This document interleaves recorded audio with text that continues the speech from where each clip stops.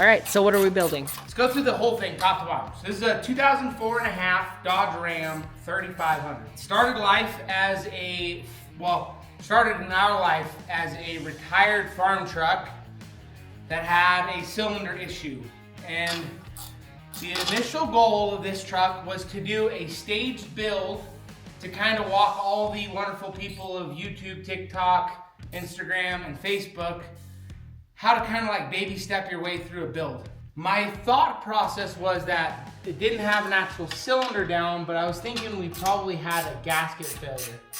When I tore the engine apart, it indeed definitely had 100% a failed cylinder. So cylinder one was completely destroyed. So that kind of like skipped us forward. So I was gonna do like this like get it running, mild build, more moderate build, big time build, and kind of do a 3 or 4 stage process.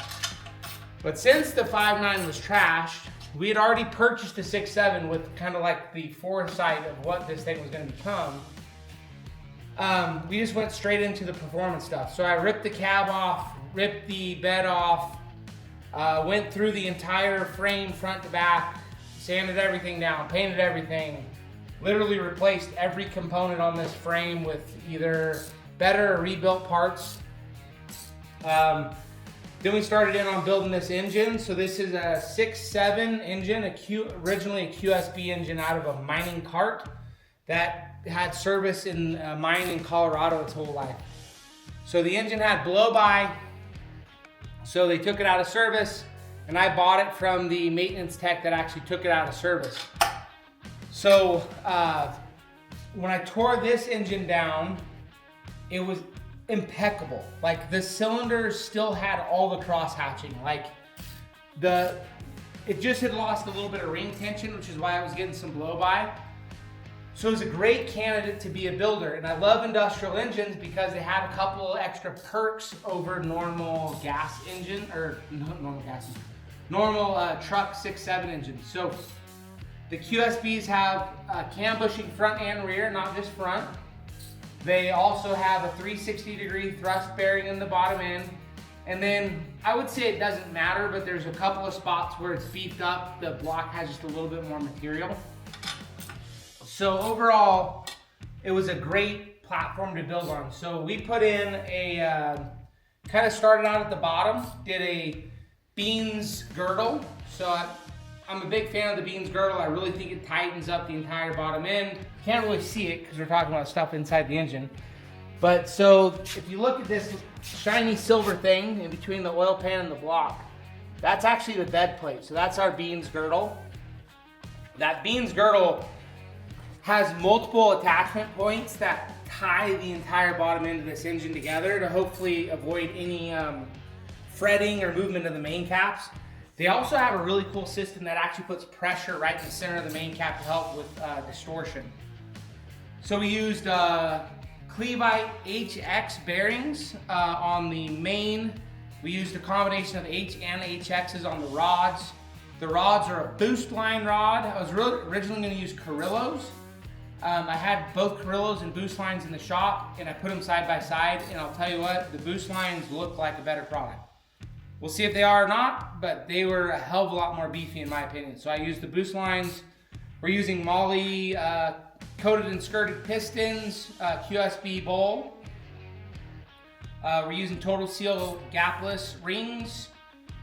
Then going up to the top, this is a industrial injection stage 3 race head. It's about as ported as you can make a head. It's ridiculously over the top.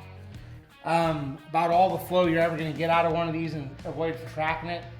This is a D&J precision machine shelf, 100% billet. Up top we're using 120-pound valve springs. We're using DLC coated trunnions, DLC coated rockers.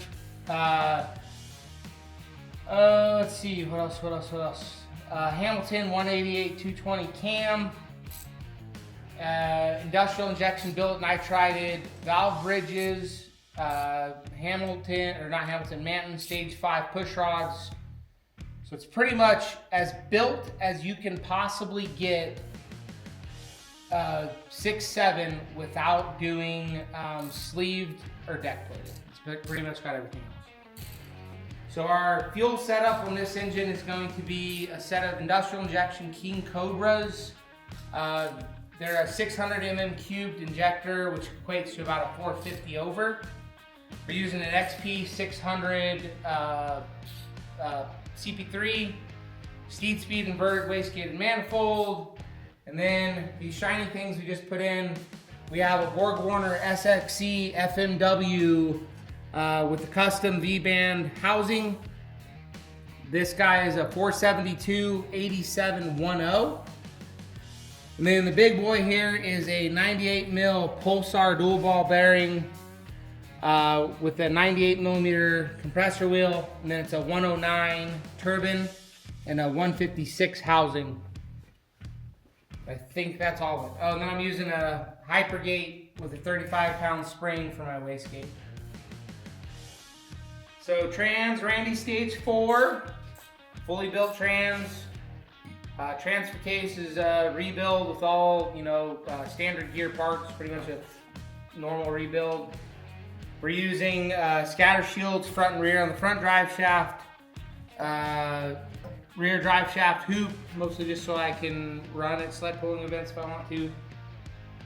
Suspension in the back is I pulled out the overloads, then it's got a 2-inch drop shackle, power stop brakes, Bilstein 5100 shocks. Using two 34-roll trans coolers running in series. Fast 290 lift pump with a fleece SureFlo. So I didn't want to do the stupid draw straw, so I'm using a fleece SureFlo for my pickup. Hopefully that avoids any fuel starvation issues. Dash 10 on the pickup, dash 8 on all the feeds and returns. Wheel tire Archon, what the hell are these? I think they're called Caesars. One of those I really like them, but they're true directional, which is why I think they're cool. Tire size is a 305 45 22, Ditto 420B. Axles are just rebuilt, normal Dodge. Everything's rebuilt. Apex full steering kit. We're using a Carly track bar on this. Thurin sway bar end links. PSC big bore box. This is a custom built steering brace. Holy crap, there's a lot of stuff we already did.